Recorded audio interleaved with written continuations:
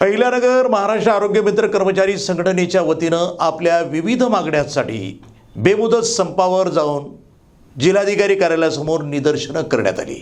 अहिल्यानगर महाराष्ट्र आरोग्य मित्र कर्मचारी संघटनेच्या वतीनं आरोग्य मित्रांना दरमहा 26,000 रुपये वेतन कायद्यानुसार देण्यात यावं, तसंच वेतनामध्ये दरवर्षी 10% वाढ करण्यात यावी, तसंच आरोग्य मित्रांना दरमहा पेट्रोल भत्ता देण्यात यावा आणि सर्व आरोग्य मित्रांना आजारपणाच्या रजा आणि विशेष अधिकार देण्यात यावे। सन 2012 पासून 2021 पर्यंत अनुभवाचे प्रशस्तीपत्रक देण्यात यावं, यासह आपल्या विविध मागण्यांसाठी बेमुदत संपावर जाऊन जिल्हाधिकारी कार्यालयासमोर निदर्शनं करण्यात आली आहे। सर्वप्रथम पत्रकार बंधूंचे धन्यवाद। आताच माझे सहकारी मित्र महेश पवार आणि शिल्पा मॅडम यांनी माहिती दिली, त्याला अनुसरूनच मी बोलतोय।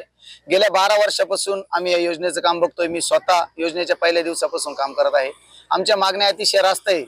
कंपनी असेल, शासन असेल, अतिशय दुर्लक्ष असा घटक आरोग्य मित्र आहे। मेन पाया योजनेचा आरोग्य मित्र आहे, परंतु त्याला टार्गेट केले जातं, त्याच्याकडे दुर्लक्ष केलं जातं। तर आमची कळकळीची विनंती आहे का किमान वेतन कायद्यानुसार आम्हाला पेमेंट देण्यात यावं। 4 वर्षाचा जो फरक आहे तो देण्यात यावा। बदलीचं धोरण दूरपर्यंतचं ते रद्द करण्यात यावं।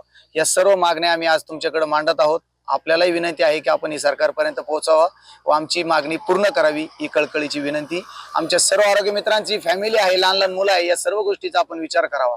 केवळ पैसा म्हणून आम्ही इथं आलो नाही, तर डॉक्टर बाबासाहेब आंबेडकरांनी आम्हाला दिलेल्या संविधानानुसार आम्ही हे योग्य मार्गाने हे आंदोलन करत आहेत। धन्यवाद।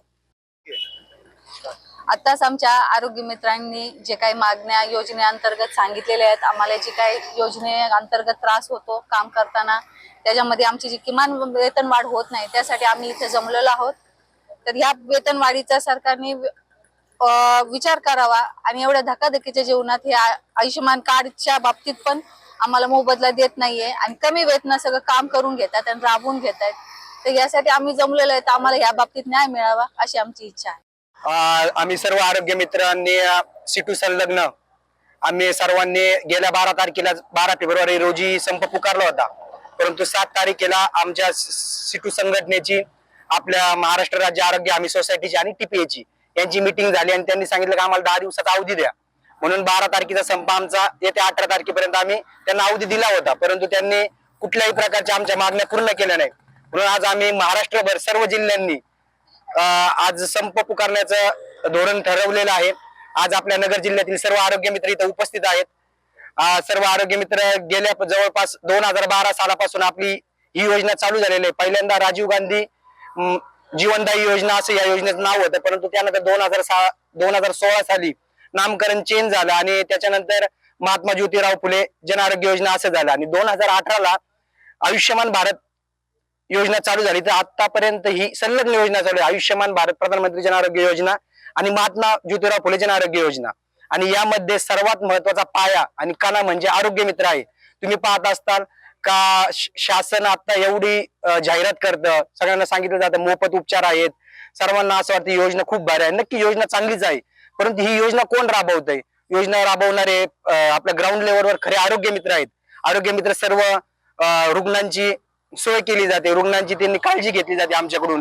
त्यांना प्रत्येक आरोग्य मित्राला त्याची नाव नोंदणी करून त्याला योजनेचा जास्तीत जास्त लाभ कसा भेटेल किंवा हॉस्पिटलकडून जर त्यांची काही पिळवणूक होत असेल तर आरोग्य मित्राद्वारे ती पूर्ण त्यांच्या समस्या निराकरण केले जातात आणि रुग्णाला योजनेत ऍडमिट झाल्यापासून तर डिस्चार्ज होईपर्यंत पूर्ण मोफत सुविधा आरोग्य मित्रांमार्फत दिली जाते।